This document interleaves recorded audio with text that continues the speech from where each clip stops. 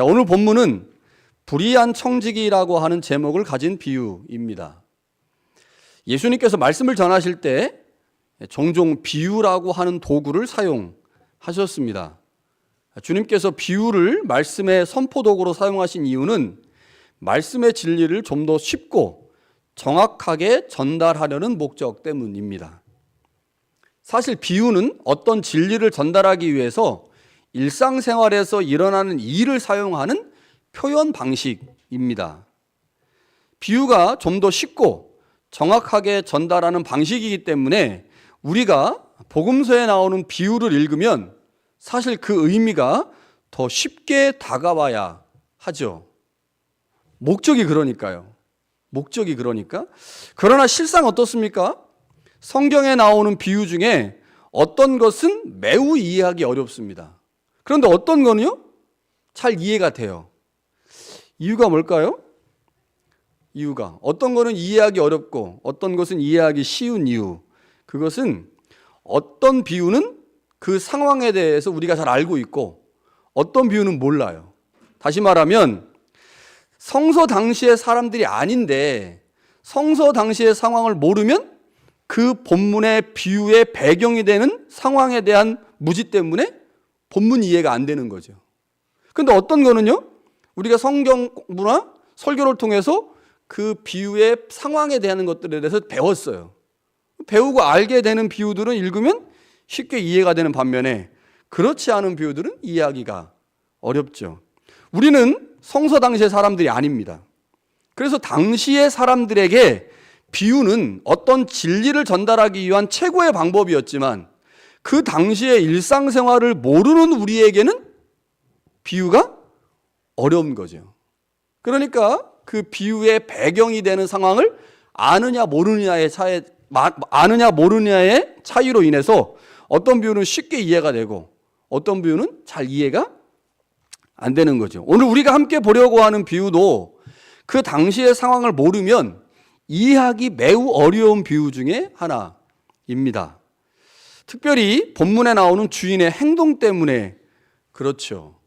주인의 행동이 잘 이해가 안 돼요. 그래서 도대체 왜 주인이 그렇게 행동할 수밖에 없었는가가 이해가 되지 않으면 이제 본문에서 말하려고 하는 핵심 포인트를 잡을 수가 없습니다. 자, 우리가 가지고 있는 현재의 관점을 좀 내려놓고 당시의 관점에서 본문이 어떤 말씀을 우리에게 하려고 하는지를 좀 생각해 보겠습니다. 본문에 보면 부자 주인이 나오죠. 부자 주인인데 그냥 주인이라고 얘기를 하겠습니다. 자, 이 주인이 자신의 청지기 중에 한 사람이 자신의 소유를 낭비한다는 사실을 알게 됐습니다. 그 사실을 알고 곧바로 청지기를 해고했습니다. 자신의 재산에 손해를 입혔기 때문이죠. 그런데 얼마 후에 그 사실을 알고 난 청지기가 자신의 생계를 이제 걱정하면서 주인 몰래 엄청난 일을 꾸몄습니다. 해고가 된 후에 바로 엄청난 일을 꾸민 거죠. 그 일이 주인에게 모두 알려졌습니다. 그런데 그때 주인의 행동이 첫 번째 행동과 다릅니다. 자신의 청지기가 자신의 재산을 낭비한다는 소식을 들었을 때 곧바로 청지기를 해고했는데, 두 번째, 청지기가 주인 몰래 엄청난 일을 꾸미고 난 후에는 청지기를 해고하지 않고 본문에는 청지기의 지혜로움을 칭찬하고 있습니다. 그러니까 첫 번째 행동과 두 번째 행동의 차이 때문에 왜 도대체 주인이 두 번째 이상한 행동을 하게 된 것일까? 이런 데 의문을 갖게 되는 거죠. 비유의 끝에 보면요, 청지기의 지혜가 언급된 후에 바로 비유가 끝이 납니다. 그리고 9절부터는 그 비유에 대한 일종의 해석입니다. 청지기가 아무리 지혜롭게 행동했다 해도 주인에게 손해를 입혔잖아요. 주인을 속였습니다. 100인데 50이라고 고치고 100인데 80이라고 고치고 100인데 60이라고 고치고 이렇게 고쳤다면 사실은 주인의 재산에 손해를 입힌 거잖아요. 그러면 분명히 주인이 청지기를 대상으로 해서 소송을 걸거나 재판에 넘겨야 되는데 그렇지 않고 청지기를 칭찬하고 있습니다. 청지기는 분명 불의한 일을 했습니다. 그 모든 것을 알고도 주인은 청지기를 책망하거나 고발하는 대신에 청지기의 지혜를 칭찬하고 있다는 거죠. 이 시대의 관점에서 본다면 주인의 행동은 분명 이상하고 이해하기 어려운 것임에 틀림없습니다. 자, 도대체 이 이야기가 우리에게 무엇을 말하려고 하는지 그것을 이해하려면 이 이야기 안에 숨겨져 있는 우리가 알지 못하는 상황에 대한 이해가 반드시 필요하죠. 주인이 청지기를 칭찬했다는 점에서 우리는 청지기의 행동이 주인으로 하여금 청지기의 모든 불의를 잊게 할 만큼 더 중요한 어떤 것이 있었구나라고 추측할 수 있습니다. 그러니까 청지기가 한 행동이 자신에게 손해가 난 것보다 더 중요했기 때문에 청지기를 책망하지 않고 칭찬했다는 거죠. 주인은 어떤 이유로 청지기의 불의함을 잊고 그의 지혜를 칭찬했을까요? 청지기의 지혜로운 행동이 분명 주인에게 또 다른 이익을 가져다 주었다는 거죠. 근데 그 또 다른 이익이 자신의 재물의 손해보다 컸다는 겁니다. 그러니까 칭찬을 하고 그러니까 그 청지기를 이제 고발하지 않은 거죠. 현대 사회에서 재물에 대한 끝없는 욕심으로 인해 재물을 계속 모으는 사람들도 있습니다. 그러나 일정량의 재물을 모은 사람들은 재물을 넘어서는 다른 욕구를 갖는 것 같아요. 예를 들면 빌 게이츠 같은 사람이 돈을 엄청나게 벌었지 않습니까? 근데 엄청나게 벌었는데 그 사람이 기부를 또 엄청나게 해요. 그 기부 양이 우리가 생각할 수 없는 정도의 엄청난 양입니다. 한국의 연예인들 중에도요, 기부를 많이 하는 연예인들이 있습니다. 자, 그러한 사람들을 보면서 재물이 충분히 있으면 다른 욕구가 생기는구나. 그럼 그 다른 욕구가 뭘까요? 명예에 대한 욕구 같습니다. 명예. 그러니까 재물을 충분히 모으면 그 재물로 인해서 오는 안락함, 그것 말고 또 다른 욕구가 생기는데 명예로운 욕구가 생긴다는 거죠. 물론 기부를 명예욕 때문이라고 말하기는 어려울 수 있습니다. 그렇게 다 치부할 수는 없어요. 그러나 기부를 하는 사람들이 그 돈에 대한 욕심을 넘어서서 또 다른 욕심이 생기면서 일정 부분 기부를 하면서 이제 명예를 생각하고 기부를 한다는 거죠.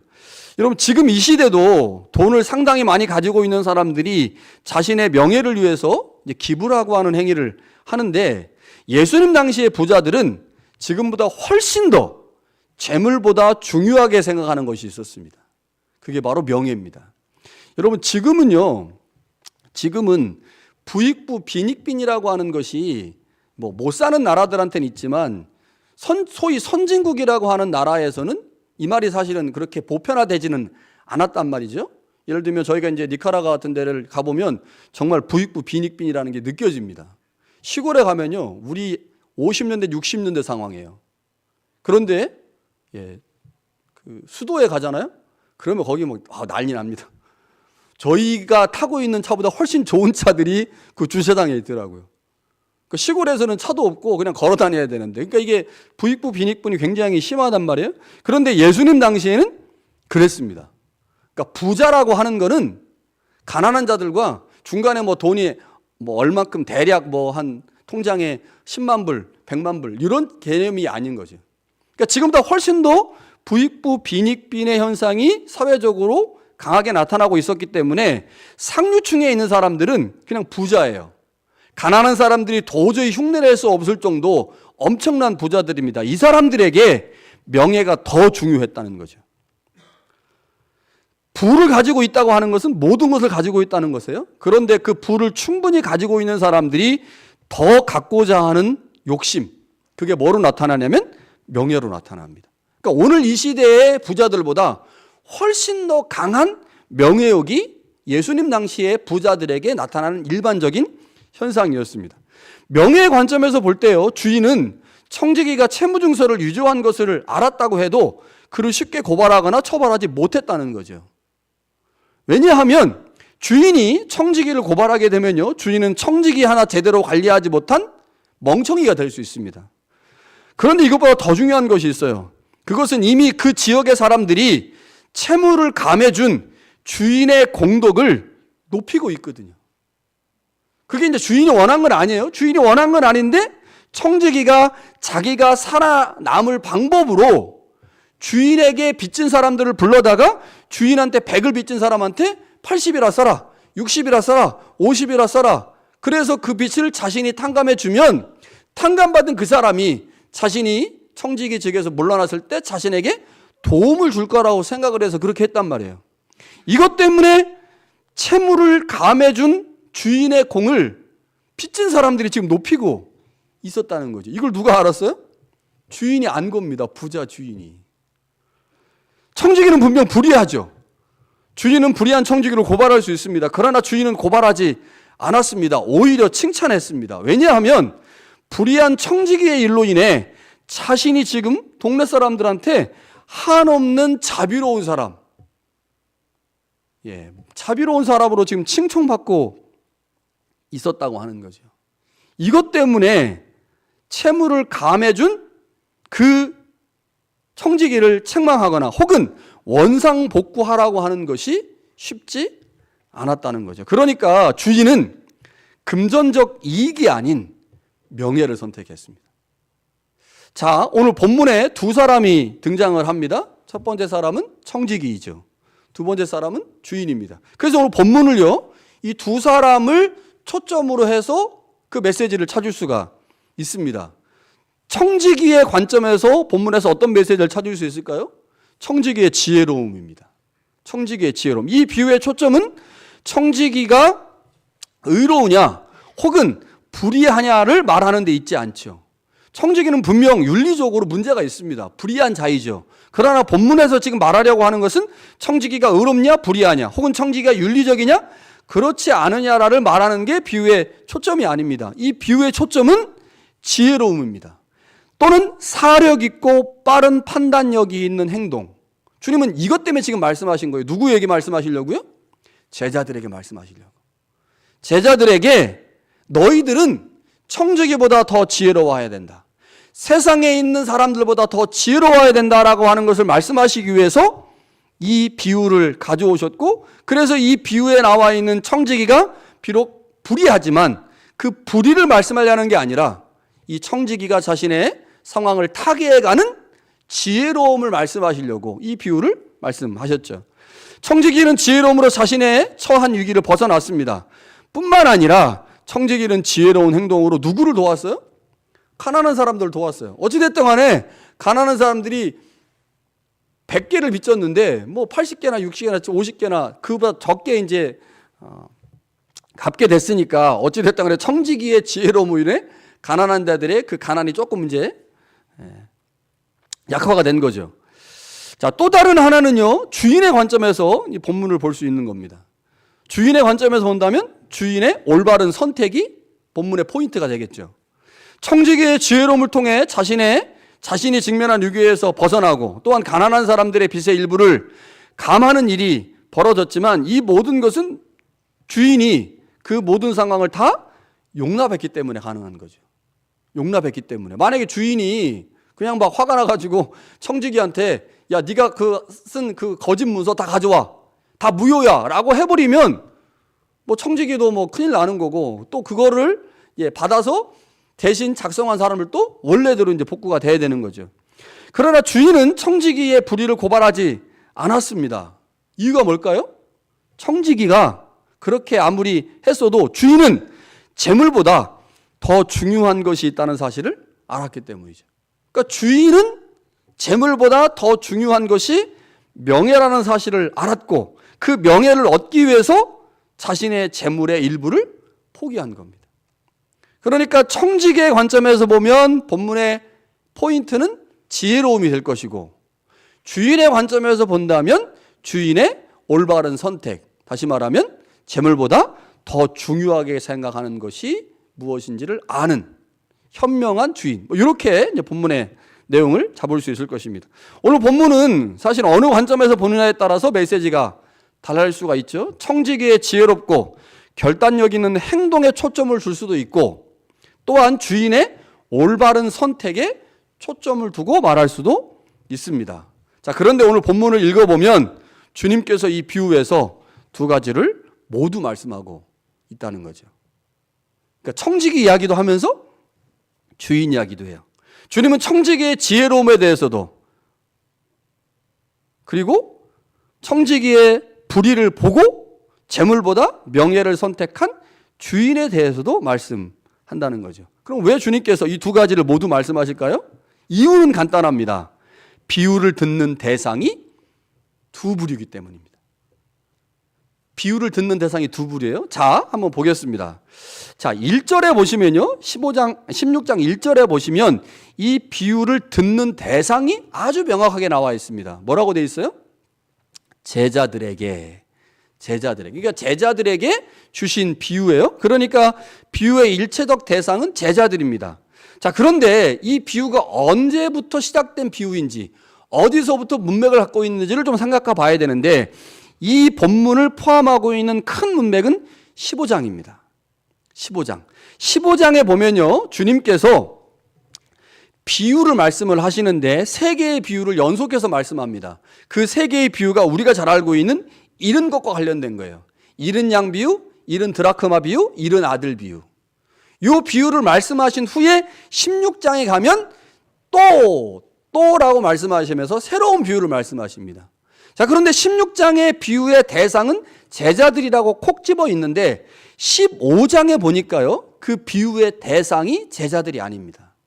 자, 15장을 가서 한번 보시면요, 15장에 주님께서 세리들하고 죄인들과 함께 식사를 함께 하셨어요. 함께 이제 예수님이 이제 주로 데리고 다니신 분들이 이 세리하고 죄인들, 그 당시에 사회적으로 연약한 계층의 사람들을 주로 이제 데리고 다니셨잖아요. 그러니까 이 사람들을 데리고 다니니까 바리새인, 그 당시에 종교 지도자였던 바리새인과 서기관들이 수군거리는 거예요. 뭐라고 수군거리냐면, 이 사람이 죄인을 영접하고 그 죄인들과 함께 음식을 먹는다. 야, 이 사람 선생으로서의 자격이 있는가? 이 사람이 이렇게 사람을 데리고 다니면서 가르칠 만한 자격이 있는가? 라고 하면서 예수님을 향해서 수군거리니까, 그 주님께서 그렇게 수군거리는 서기관과 바리새인들을 향해서 말씀하신 비유가 그 세 개의 잃은 비유입니다. 그러니까 잃은 양 비유, 잃은 드라크마 비유, 잃은 아들 비유는 누구한테 말씀하신 거예요? 누구한테 말씀하시냐면 바리새인과 서기관한테 말씀하신 거예요. 바리새인과 서기관한테, 야, 너희들이 생각할 때 이렇게 잃어버린 자들, 그거 너희들은 잃어버렸다고 생각하지만 그것은 하나님께서 그들을 구원하실 계획을 가지고 계시다 라고 하면서 세리와 죄인들을 향하여 주님이 잃어버린 자라고 말씀하시면서 그들을 향한 하나님의 구원 계획을 말씀하시는 게 15장의 비유예요. 그런데 갑자기 16장에 오면 또한이라고 말씀을 하면서 그 대상을 누구에게로 한정을 시키냐면 제자들에게 라고 한정을 시키는 거예요. 그러니까 15장부터 지금 16장 비유가 연결되어 있잖아요. 15장 비유의 대상이 누구였어요? 바리새인이었죠. 그런데 16장에 오니까 그 대상을 누구로 한정시킵니까? 제자들. 그러면 옆에 있는 바리새인들이 모두 예수님을 떠났기 때문에 제자들에게만 말씀하신 걸까요? 그렇지 않습니다. 자, 어디를 보면 알 수 있냐면요, 16장 14절에 보니까 예수님이 비유를 말씀하시고 비유에 대한 해석을 맞추셨어요. 그랬더니 바리새인들이 옆에서 듣고 있다가 비웃는 겁니다. 14절에 이렇게 돼 있죠. 바리새인들은 돈을 좋아하는 자들이라 이 모든 것을 듣고 비웃거늘. 그러니까 이 바리새인들은 어디서부터 들은 거예요? 15장의 세 개의 비유 듣고 16장에 있는 이 청지기, 불의한 청지기에 관한 비유와 그 해석을 듣고 난 후에 예수님을 향해서 비웃은 겁니다. 에이, 무슨 저렇게 저 따위로 말을, 이렇게 된 거예요. 그러니까 본문에는 비유의 대상이 제자들이지만 실제로 이 비유는 예수님께서 제자들에게 주시면서 동시에 누구한테도 주시는 비유예요? 바리새인들에게도 주시는 비유라는 거죠.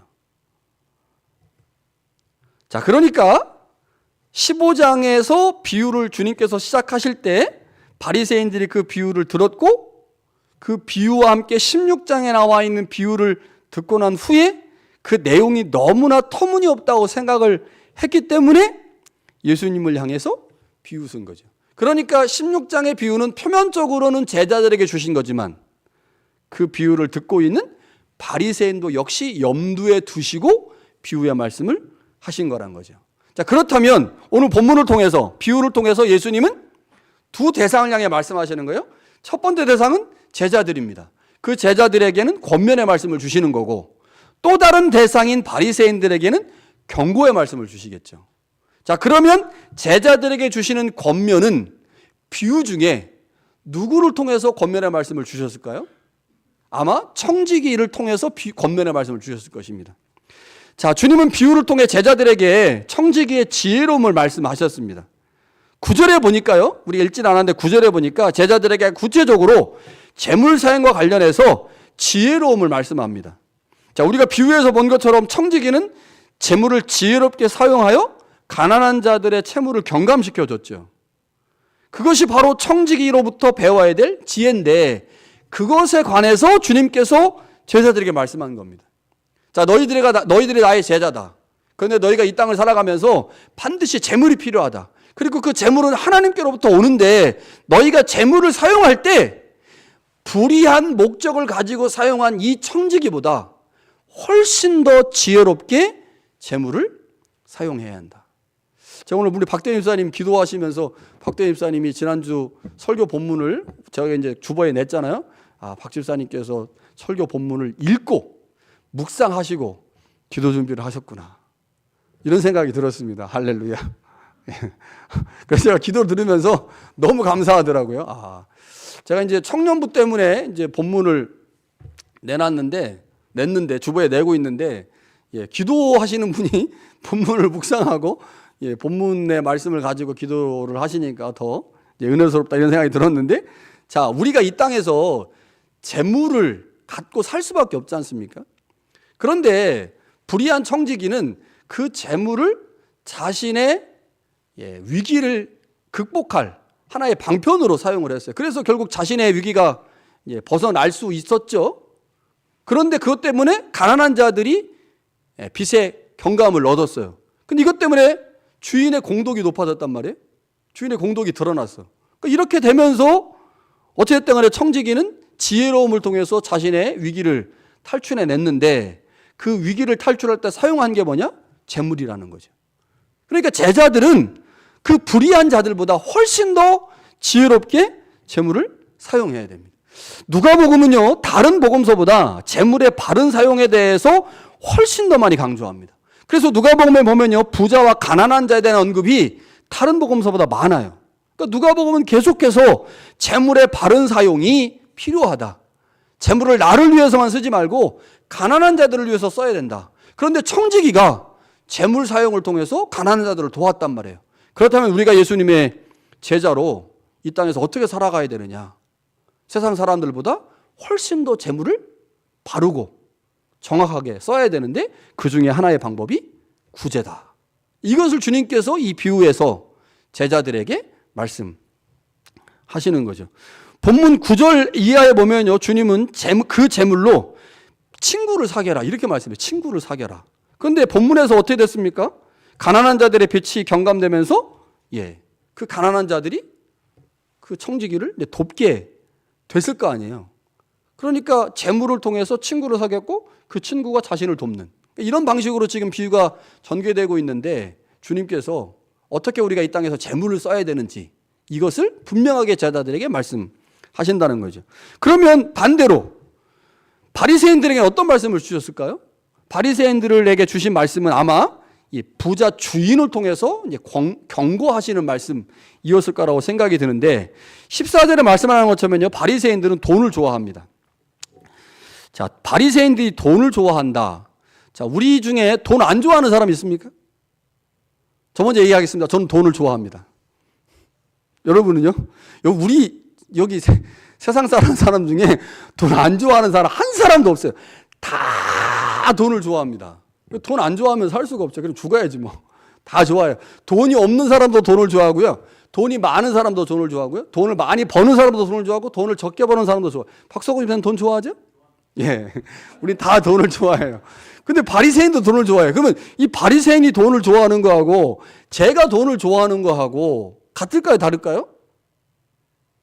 느낌은 다른 것 같죠? 느낌은 같은 단어를 쓰지만 느낌은 다른 것 같아요. 그럼 바리새인들이 도대체 돈을 좋아한다. 자, 무슨 말일까? 근데 요 말씀 14절 위에 13절에 무슨 말씀이 있냐면 주님이 이렇게 말씀합니다. 하나님과 재물을 겸하여 섬길 수 없다. 이 말씀 아세요? 하나님과 재물을 겸하여 섬길 수 없다. 그리고 나서 바리새인들은 돈을 좋아한다. 예수님을 비웃었다. 이렇게 돼 있어요. 자, 바리새인들은 예수님의 말씀, 하나님과 재물을 겸하여 섬길 수 없다는 말을 이해할 수 없었을 것입니다. 왜냐하면 재물이 하나님을 잘 섬기는 자들에게 주시는 특별한 복이라고 생각했기 때문에요. 그러니까 내가 재물을 많이 모은다, 재물을 많이 갖고 있다. 이거는 내가 하나님으로부터 복을 더 많이 받은 사람이다. 그러니까 내가 재물을 갖고 있는 게 아무 문제가 안 되는데 주님은 말씀하시기를 하나님과 재물을 겸하여 섬길 수 없다. 이렇게 말씀을 하니까 바리새인들은 아닌데 하나님을 섬기는 것과 재물을 섬기는 것은 다른 별개의 문제인데 저걸 연결시켜서 말하면 안 되는데 이렇게 생각을 했을 거라는 거죠. 재물은 그들이 하나님을 잘 섬기고 있는 것을 가장 잘 보여주는 표지죠. 그래서 재물이 많다는 것은 그들이 하나님을 더 잘 섬기고 있다고 하는 것을 보여주는 겁니다. 하나님으로부터 더 많은 복을 받은 증거인 재물을 마치 하나님과 재물을 겸하여 섬길 수 없는 분리된 것이라고 말하는 예수님의 말씀을 바리새인들은 이해할 수가 없었겠죠. 그 당시에 일반 유대인들이 가지고 있는 일반적인 생각이었습니다. 자, 그런데 어느 순간부터요, 바리새인들이 재물 자체에 집중하기 시작했습니다. 처음에 그들은 분명 재물이 하나님의 복이라고 생각했을 겁니다. 그러나 어느 순간부터 돈 자체에 집중하기 시작을 했죠. 그러자 돈이 그들을 지배하기 시작했습니다. 그래서 돈에 대한 탐욕이 생긴 거예요. 탐욕. 누가복음에서 돈에 대한 탐욕은 뭐를 의미할까요? 구제하지 않는 겁니다. 내가 돈에 대한 탐욕이 없다라고 하는 말은 그 돈의 일부를 나를 위해 쓰고 가족을 위해 쓰고 누군가 다른 사람을 위해서 써야 돼요. 근데 다른 사람을 위해서 쓰지 않기 시작하는 것은 돈에 대한 탐욕이 있음을 의미합니다. 근데 바리새인들이 어땠을까요? 돈을 좋아하는 바리새인들이 구제했을까요? 안 했을까요? 구제 안 했어요. 그런데 구제를 했습니다. 구제를 안 했는데 구제를 했어요. 어떻게 해요? 사거리에서 호주머니에다가 구멍을 내요. 그리고 그 구멍에 동전을 넣고 다니는 거예요. 그러면 동전이 호주머니에서 떨어져 나가겠죠? 그러면 밑으로 따가랑 흘러나가겠죠? 그러면 어떻게 해요? 지나가는 사람이 어이구 나으리 호주머니에서 동전이 떨어졌습니다. 이렇게 말할 거 아니에요. 그러면 바리새인이 그래 그거 너 가져라 이렇게 하는 거예요. 그러니까 일종의 구제를 어떻게 하는 겁니까? 자신의 의로움을 드러내는 수단으로 하는. 그래서 뭐 사거리에서 기도하고 금식을 하면 얼굴을 그냥 나 금식하고 있어 막 이렇게 표시나게 하고 구제를 할 때 그냥 몰래 해야 되는데 사람들 다 보일 수 있도록 구제하는 이런 방식의 구제를 했다는 거죠. 뭐예요? 점점점 바리새인들이 어느 순간부터 재물 자체에 노예가 되면서 구제하지 않는 이상한 방식의 구제를 하게 됐다. 그래서 이 돈을 좋아한다는 말을요 다르게 번역을 하면 조금 더 헬라어 원어에 가까이 번역을 하면 돈에 대해 탐욕적인이란 뜻입니다. 여러분 저는 돈을 좋아합니다. 그러나 돈에 대해서 탐욕하진 않습니다. 박사 선생님 그렇죠? 우리는 돈을 좋아하지만 돈에 대한 탐욕적인 그래서 막 악착같이 불의를 행하고 악한 방법을 동원해서 돈을 벌지는 않습니다. 그리고 우리가 번 돈의 일부를 어떻게 해요? 누군가를 위해서 쓰죠. 뭐 그래서 우리 교회 헌금하는 거 아닙니까? 누군가를 위해서 구제하고 누군가 밥도 잘 사주잖아요, 우리요. 이게 다 구제라고 하는 방식으로 우리가 지금 돈을 쓰고 있는 거죠. 돈에 대한 집착이 생기니까요. 돈에 대한 탐욕적인 마음이 생기니까 돈이 바리새인들을 삼켜버렸습니다. 그러자 돈으로 해야 할 가장 중요한 구제와 누군가를 돕는 일에는 관심이 없어졌죠. 그러나 자신의 위치 때문에 구제를 하긴 해야 돼요. 어떻게 구제하는 겁니까? 그 구제로 자신의 의로움을 드러내는 방식으로 구제를 하기 시작한 거죠. 그래서 바리새인들은 외식하는 자라고 주님께 책망을 받은 거죠. 바리새인들은 그렇게 우상을 숭배하는 신앙인이 되고 말았습니다. 주님은 명예를 선택한 주인의 모습을 통해 재물에 대한 탐욕을 가지고 있는 그래서 하나님과 하나님의 말씀마저 저버린 바리새인들을 지금 책망하는 겁니다. 그 바리새인 입장에서는 돈하고 명예 중에 뭐를 선택해야 돼요? 돈을 선택해야 되는데 그 주인이 돈이 아닌 명예를 선택했단 말이에요. 이해할 수 없는 거죠. 그 주인의 모습을 통해서 돈에 탐욕적인 마음을 갖고 있는 바리새인들을 향해 지금 경고하고 있는 겁니다. 그렇게 살면 안 된다. 자, 16장에 가면요. 그 이후에 부자와 거지 나사로 비유가 나옵니다. 부자와 거지 나사로. 부자가 나와요. 근데 그 부자는 16장에 나와 있는 부자와 완전히 다른 양상의 삶을 살았죠. 어디 갔어요? 음부에 끌려갔습니다. 그러니까 이게 바리새인들의 비웃음을 앞에 부자가 나오고요. 바리새인의 비웃음 뒤에 또 다른 부자가 나와서 완전히 다른 두 부자의 모습을 통해서 바리새인들에게 지금 경고하고 계신 거죠. 주님은 바리새인들이 추구하는 신앙이 우상 숭배임을 보이시면서 그들에게 지금 경고하고 있습니다. 여러분, 주님이 우리에게 무엇을 말씀하고 있습니까? 우리는 주님의 비유를 듣는 제자이면서 동시에 바리새인의 위치에 서 있을 수 있습니다. 우리는 두 가지 다 해요. 우리 안에는요, 주님의 말씀에 순종하려고 하는 제자의 모습이 있습니다. 반면에 세상의 것들을 좋아하는 바리새인의 모습도 함께 있다는 거예요. 너무 힘들어. 내 안에 주님을 정말로 잘 섬기고자 하는 순종하는 마음이 있는 반면 주님이 이것까지 나한테 시키시다니 거부하려고 하는 마음이 있죠. 주님은 제자인 우리에게 지금보다 좀 더 지혜롭게 세상을 살아가라고 말씀합니다. 그것은 하나님께서 우리에게 주신 것을 세상 사람보다 더 잘 사용하는 거죠. 나만이 아닌 하나님의 교회와 이웃을 위해서 그것을 사용하는 겁니다. 그러나 주님의 제자인 우리 안에 제자의 모습보다 오히려 바리새의 모습이 더 많을 때가 있습니다. 그때 우리는 재물보다 더 중요한 것이 있다는 사실들을 기억해야 합니다. 여러분, 우리는 지금 돈이 무엇보다 중요한 시대를 살고 있습니다. 돈 없으면 하루도 살 수 없습니다. 그렇게 우리는 최선을 다해 돈을 벌죠.